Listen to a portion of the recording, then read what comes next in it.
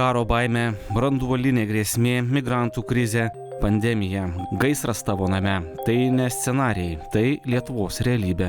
Bet šalia šių grėsmių yra žmonės, kurie nusprendė į jas ne tik reaguoti, bet ir ruoštis iš anksto. Lietuvos Raudonasis kryžius viena iš svarbiausių humanitarinių organizacijų šalyje. Jo savanoriai padeda žmonėms kritiniais momentais, bet nemažiau svarbu moko, kaip išvengti panikos ir žinoti, ką daryti ištikus nelaimiai. Lietuvos Raudonasis kryžius yra humanitarinė organizacija, kurios tikslas yra padėti žmonėms ir valstybei. Šiuo metu mūsų didžiausias fokusas, turbūt didžiausias dėmesys, kurį skiriame, yra nukreiptas į tai, kaip padėti žmonėms įgyti kuo daugiau žinių, kaip reaguoti į ekstremalias situacijas, krizės didelio masto šalyje, kaip tinkamai į jas reaguoti, kaip joms pasirengti. Ir taip pat turime labai svarbes dvi programas, į kurias daugiausiai dabar tikriausiai ir investuojame laiko ir kur daugiausiai ieškome savanorių. Tai yra krizių ir ekstremalių situacijų valdymo departamentas, kuriame yra pasirengimo ir ekstremalių situacijų valdymo savanorių būriai, kuriuose veikia savanoriai, kur įvykus kriziai, ekstremaliai situacijai kažkokiai šalyje, padeda tiek valstybei, tiek žmonėms, vyksta į iškvietimus, į karštuosius taškus ir teikia pirmąją pagalbą, pirmąją psichologinę pagalbą, taip pat dalina humanitarinę paramą prireikus, valdo žmonių srautus, padeda ieškoti dingusių žmonių ir panašiai, bendradarbiaudami su institucijomis. O kita programa, kuriai tikrai irgi labai skiriame daug dėmesio ir į kurią fokusuojamės, tai yra civilinė sauga. Tai civilinės saugos savanoriai yra tie žmonės, kurie investuoja laiką padėdami žmonėms įgyti žinias, kaip tinkamai pasirengti ekstremaliai situacijai, krizei šalyje, kaip tinkamai į ją reaguoti ir kaip išgyventi pirmasis 72 valandas įvykus krizei arba nelaimei. 3 iš 10 žmonių jaučiasi pasirengę ekstremalioms situacijoms. Tokius duomenis atlikę apklausą gavo Lietuvos Raudonojo kryžiaus atstovai. Šie skaičiai parodė aiškiai, per mažai žmonių pasitiki savo jėgomis ir žiniomis, todėl buvo priimtas sprendimas. Reikia nekalbėti apie grėsmes, o mokyti, kaip joms ruoštis. Mūsų tikslas yra kurti stipresnę ir atsparesnę šalį ir tikrai pamatėme didžiulę bėdą, kad žmonės nesijaučia pasirengę ir neturi pakankamai žinių bei įgūdžių, kaip reaguoti į ekstremalią situaciją arba krizę šalyje. Būtent dėl to mes ir pradėjome skirstyti savanorystę į pasirengimo savanorystę, kur savanoriai fokusuojasi į žmonių pasirengimą ir tada į reagavimo savanorystę. Reagavimo savanoriai, kaip ir minėjau, vyksta į karštuosius taškus, įvykus krizei, ekstremaliai situacijai ir padeda žmonėms ir institucijoms prireikus pagalbos. Rudenį atlikome reprezentatyvią visuomenės apklausą, kuri parodė, kad vos 3 iš 10 žmonių jaučiasi pasirengę ekstremalioms situacijoms ir krizėms. Tai tikrai statistika ganėtinai liūdina ir dar kartą įsitikinome, kad mūsų veikla tikrai yra labai prasminga, ji yra reikalinga, nes tos priežastys, kodėl žmonės nesirengia krizėms ir ekstremalioms situacijoms, yra labai įvairios. Vieni žmonės daugiausiai iš tikrųjų pasitaiko tokių, kurie sako, kad galvojimas apie pasirengimą krizėms kelia stresą, todėl iš karto atmeta pasirengimo galimybę. Kiti sako, kad galvoja, kad įvykus krizei jis pasirūpintų valstybę. Dar vieni sako, kad galvoja, kad pasirengimui, išvykimo krepšiams susikrauti neturi pakankamai finansinių išteklių.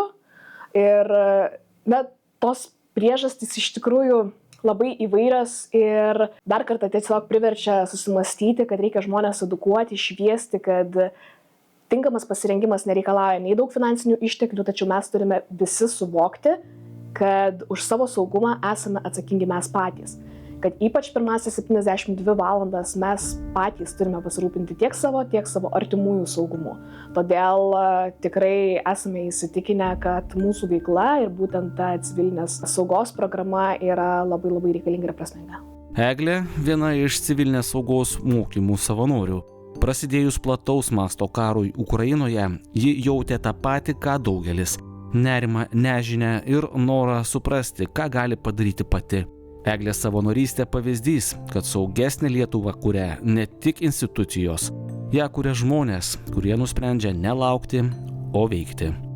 Aš galvoju, turbūt noras kilo prasidėjus Rusijos karui prieš Ukrainą, kažkaip žiūrint tai, kas vyksta, žiniasklaidoje informacija ir panašiai, toks beviltiškumo jausmas aplankė, kad aš matau, bet aš nelabai ką galiu padaryti ir pradėjau žiūrėti priemonių, ką galėčiau aš nuveikti iš savo perspektyvos, žinant savo būdą, savybės ir panašiai, kad prisidėti prie situacijos sprendimo, prie visuomenės švietimo ir civilinės sauga. Komunikacija apie tai kažkaip labai netikėtai iškrito mano akiratį ir suaplikavau į civilinės saugos savanorius. Pagal mano būdą, pagal tai, kaip aš įsivaizduoju tą pagalbą ir kaip aš galėčiau ją suteikti, tai manau, kad čia pats geriausias būdas savanorystės. Apskritai mūsų organizacijos stiprybė yra savanoriai ir, kaip ir minėjau, jie yra skirstomi į pasirengimo savanorius ir reagavimo savanorius. Pasirengimo savanoriai yra civilinės saugos savanoriai, kurie dažniausiai pradeda savanoriauti iš tokių pilietinių paskatų. Visada ateina žmonės, kuriems rūpi padėti sukurti atsparesnę, stipresnę Lietuvą. Tie žmonės, kurie nori šviesti, edukuoti būtent civilinės saugos tema kitus žmonės. Tikrai matome, kad visi civilinės saugos savanoriai, kurie atvyksta, galbūt neturi kažkokio ypatingo profilio viešajame kalbėjime, tačiau labai nori to išmokti ir nori įgyti tinkamų žinių apie pasirengimą ir jas perduoti kitiems visuomenės nariams, būtent dėl to, nes rūpi sukurti atsparesnę, saugesnę visuomenę, saugesnę Lietuvą. Mums nekartą yra minėję kolegos iš Ukrainos Raudonojo kryžiaus, kad jie savo pavyzdžių gali pasakyti, kad pasirengimas, tinkami įgūdžiai ir žinios iš tikrųjų gali išgelbėti gyvybės įvykus didelio masto krizei ir nelaimiai. Kuo daugiau mūsų bus pasirengę, kuo daugiau mūsų turės tinkamų žinių, kaip tinkamai reaguoti ir apsaugoti save, tuo didesnis mūsų išlikimo, išgyvenimo šansas ir tuo didesnis šansas gyventi saugesnėje aplinkoje. Kuo daugiau žinosiu aš pati, tuo daugiau galėsiu apsaugoti ir šalia esančių žmonių. Nes labai dažnai pasitaiko, kad mūsų civilinės saugos užsiėmimuose, pavyzdžiui, žmonių klausimai adresuojami yra ne į jų pačių saugumą, tačiau į tai, kaip tinkamai apsaugoti savo gyvūnus, savo augintinius. Elementariai mažai turime žinių, kaip tinkamai pasirūpinti gyvūnais. Jeigu įvyktų branduolinė avarija, didelis radiacijos pavojus ar apskritai gyvūnas galėtų būti kartu evakuojantis. Tokie ir panašus klausimai kyla žmonėms, žinoma, ir apie vaikus, ir apie senjorus, ir apie negalią turinčiuosius. Žmonėms tikrai yra svarbu žinoti, kaip pasirūpinti ne tik savimi, tačiau ir savo artimaisiais. Kuo daugiau žinių turėsime patys, kuo daugiau įgūdžių, kuo daugiau supratimo ir kuo geriau gebėsime dėl savo žinių valdyti savo stresą ir išlikti ramesniais, tuo didesnis šansas mums patiems išgyventi ir išsaugoti savo sveikatą ir pasirūpinti savo artimųjų sveikatą ir gyvybę.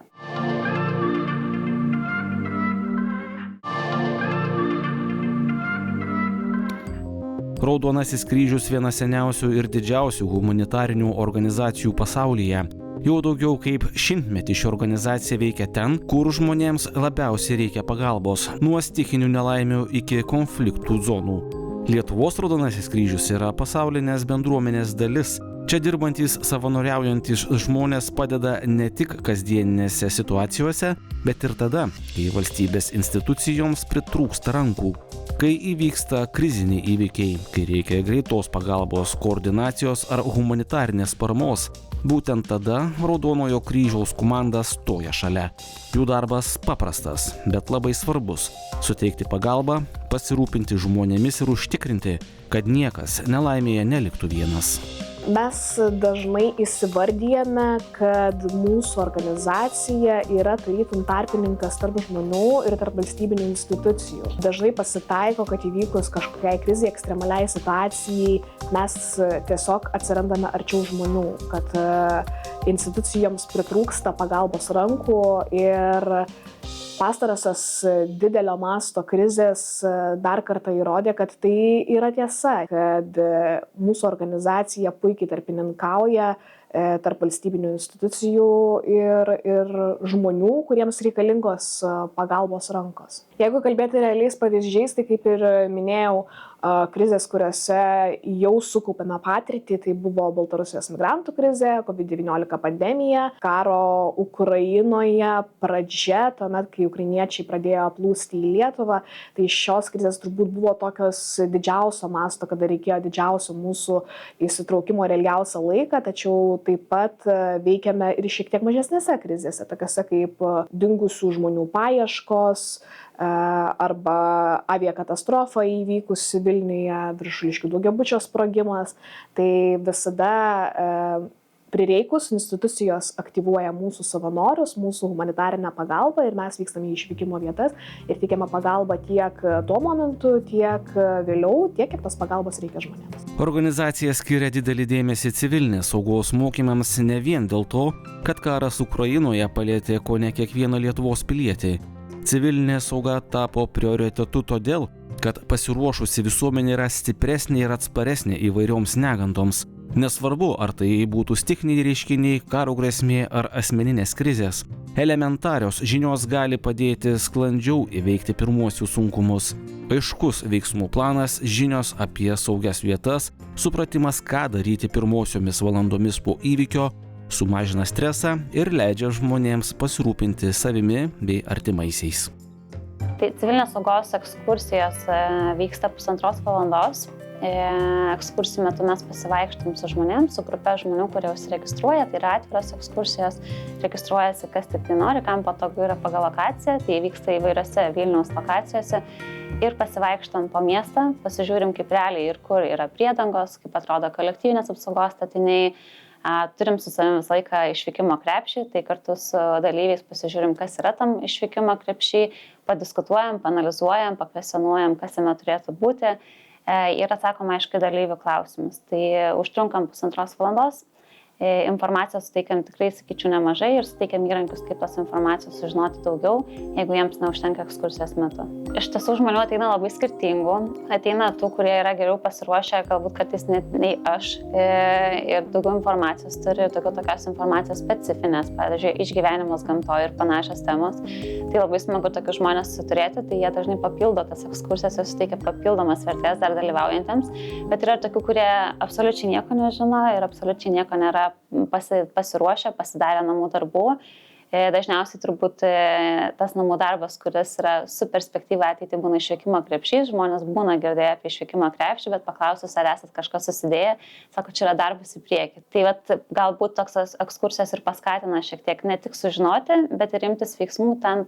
Tuo atveju, jeigu tu informaciją žinai, bet kažko vis trūko, kad pajudėtum į priekį, pastarytum tos namų darbus. Aš sakyčiau, žmonės pakankamai nuovokus, mes kalbam apie tai kodėl turi tam tikrai daiktai būti tam krepšy tie, kurie yra. Ir mes kalbam apie išgyvenimo reikmenis, ne apie dalykus, kurios būtų faina turėti kuprinėje su savim, bet apie išgyvenimo reikmenis, tai dažniausiai nebūna staigmenos, kad tam tikri reikmenys ten yra. Tai užfiksuojam pačius kertinius, o šiaip didelė dalis krepšio priklauso nuo žmogaus poreikio.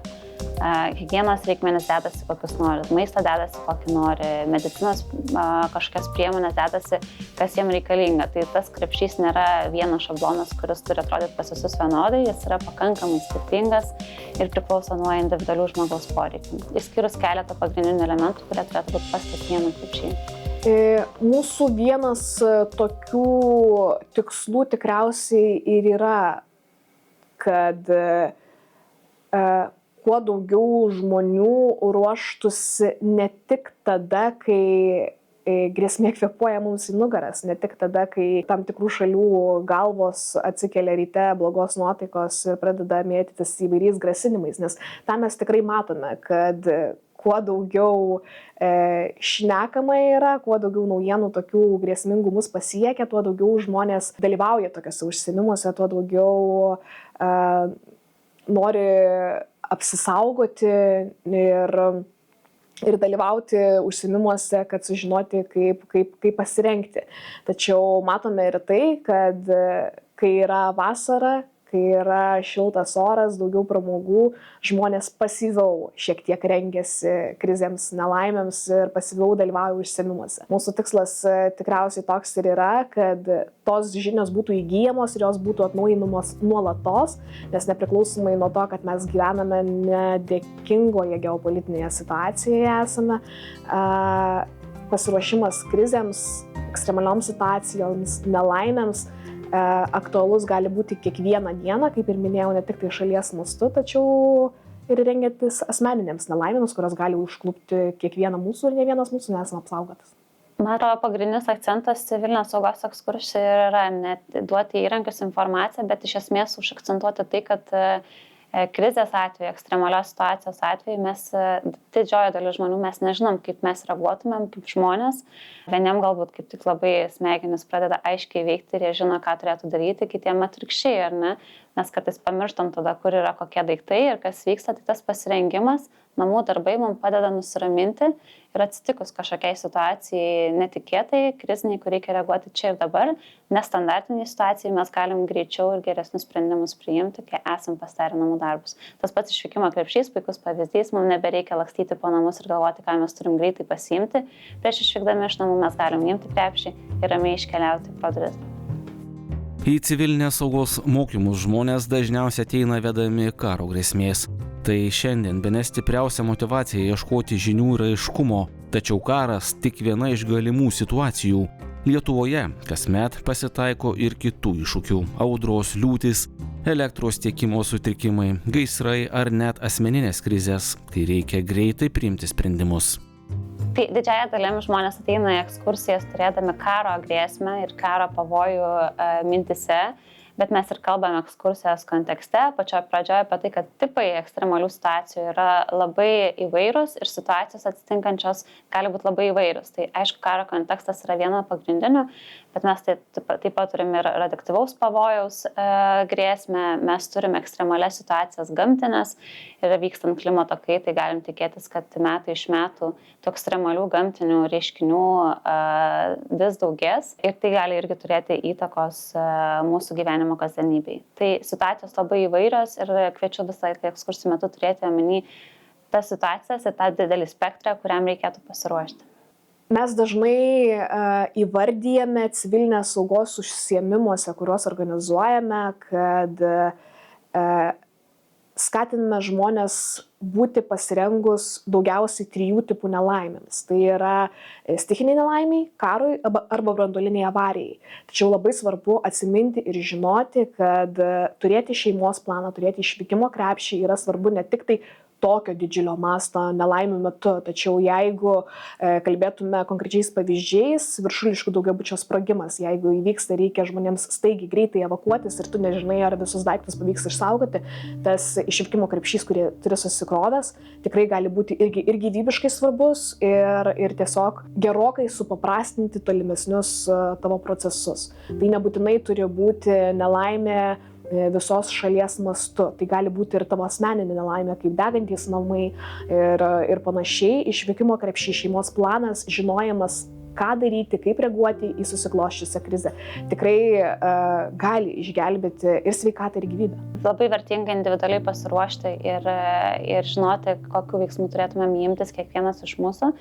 Bet platesniam kontekste mūsų aplinkos žmonių pasiruošimas, artimųjų pasiruošimas, visuomenės bendrąja prasme leidžia mums efektyviau ir sklandžiau reaguoti kaip visuomeniai miesto gyvenvietės kontekste ir pagal poreikį, ar tas poreikas būtų evakuotis, ar kitaip reaguoti, tai padaryti daug sklandžiau, saugiau ir efektyviau. Iš civilinės saugos mokymų žmonės dažniausiai išeina ne tik su nauja informacija, bet ir su labai konkrečiu postūmiu. Pagaliau imtis pasiruošimo ir atlikti tuos paprastus, bet svarbius žingsnius, kuriuos vis atidėliojo. Ta pripažįsta ir Eglė. Savanorystė civilinėje saugoje ne tik leido dalintis žiniomis su kitais, bet ir padėjo pačiai paruošti šeimos planą, pasiruošti išvykimo krepšį ir jaustis tvirčiau kasdieninėse situacijose. Tai primena paprastą dalyką. Mokydamas kitus, dažnai sustiprini ir save.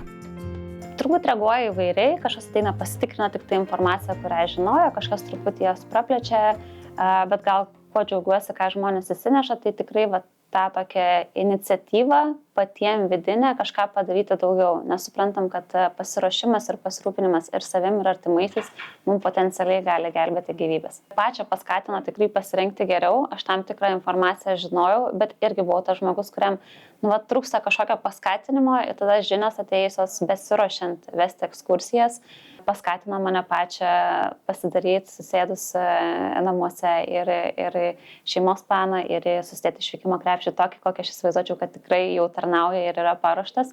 Tai šitie dalykai tikrai buvo įtakoti savanorystės taip pat iš mano asmeninės perspektyvos. Pasiruošti visom situacijom neįmanoma, kokios tik tai gali kilti ir turim tikrai daug ribotumų tame, bet turim puikius įrankius, Lietuvoje tikrai paruošta ir 72LT programėlė, puslapis, kur suteikia labai daug informacijos. Tai neskubant, ramiai, šeimos kontekste labai rekomenduoju pasidaryti tos namų darbus, kad galėtumėm diena iš dienos gyventi šiek tiek ramiau. Nevyriausybinės organizacijos tokios kaip Raudonasis kryžius yra be galo svarbios mūsų valstybei. Jos papildo viešasias institucijas, stiprina visuomenės atsparumą ir užtikrina pagalbą būtent tada, kai jos labiausiai reikia. Šios organizacijos nesiremia vien galimybėmis ar pajėgumais. Jų veiklą lemia poreikis. Jei žmogui reikalinga pagalba, ji bus suteikta. Todėl Raudonasis kryžius tampa ne tik humanitarinė jėga, bet ir tiltų tarp institucijų ir žmonių, tarp taisyklių ir realių situacijų, tarp krizės ir sprendimo, kuris turi įvykti čia ir dabar. Iš tikrųjų, mes nuolatos bendradarbiaujame su įvairiomis savivaldybėmis ir kalbamės apie problemas ir apie tai, ko trūksta tam, kad savivaldybės ir pačios būtų pasirengusios tinkamai apsaugoti vietinius gyventojus. Nuolatos dalinamės patarimais. Ką lengviausia tikriausiai daryti, tai baksnuotis pirštais, ko trūksta, kas ko nepadarė ir panašiai, tačiau mūsų tikslas iš tikrųjų yra bendradarbiauti ir kiek įmanoma daugiau užtikrinti, kad tiek žmonės, tiek savivaldybės būtų tinkamai pasirengę krizėms, ekstremalioms situacijoms. Ir kuo tikrai džiaugiamės, nes matome, kad kuo toliau, tuo labiau institucijos, tuo labiau vyriausybė pamato, kad nevyriausybinės organizacijos gali būti labai svarbios pagalbos rankos ir tikrai labai noriai bendradarbiauja, įtraukia mus į pasirengimo planus ir šiai dienai mes žinotume aišku savo vaidmenį įvykus didelio masto nelaimei. Projektą iš dalies finansuoja Medijų rėmimo fondas.